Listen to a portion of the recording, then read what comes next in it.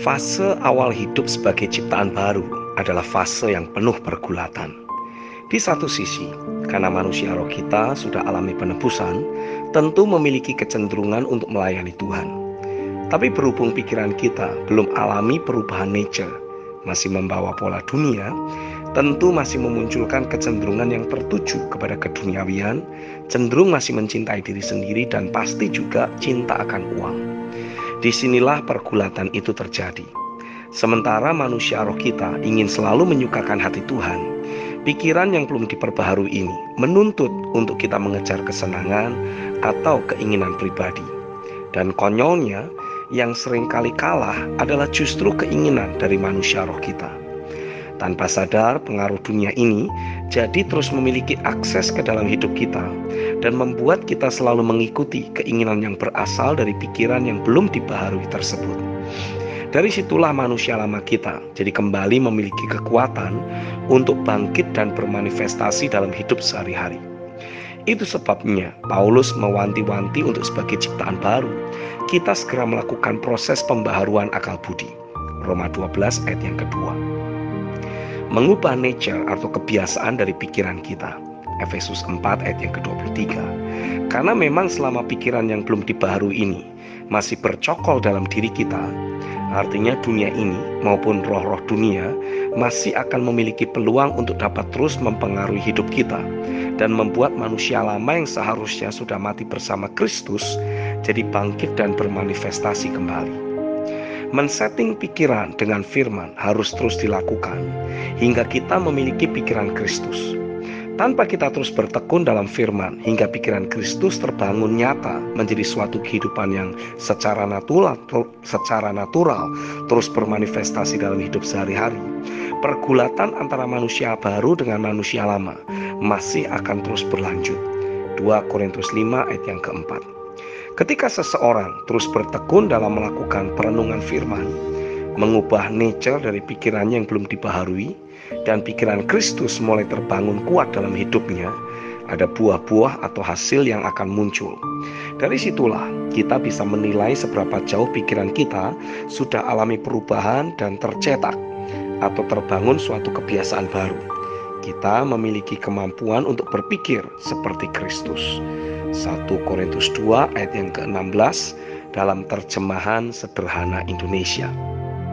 Yang pertama, kita menjadi pribadi yang penuh kasih.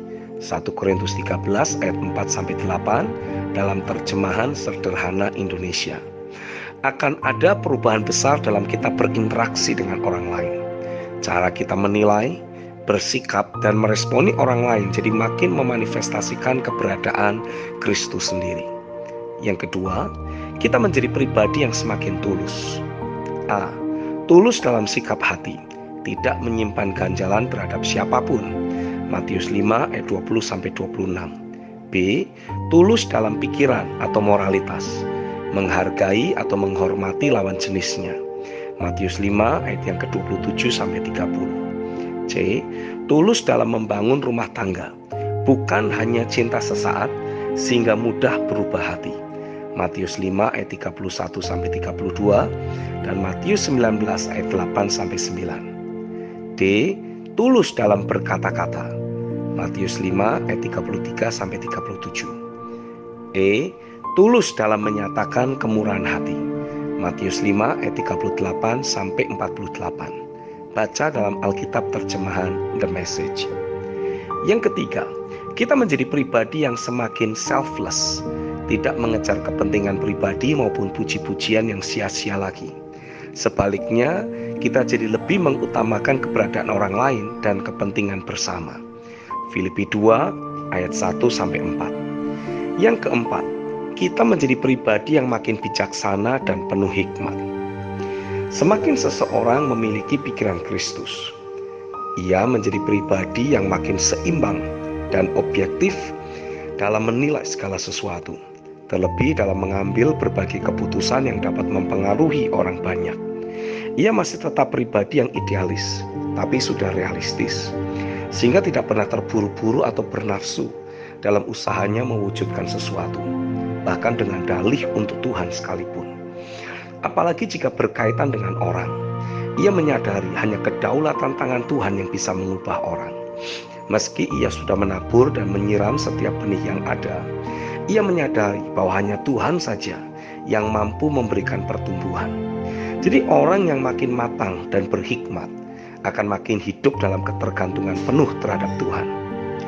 Kematangan dan hikmat membuat seseorang jadi memiliki tanpa jadi terikat dengan apa yang ia miliki, menikmati dan mencintai atau menyukai apa yang ia miliki tanpa jadi takut kehilangan apa yang ia miliki tersebut.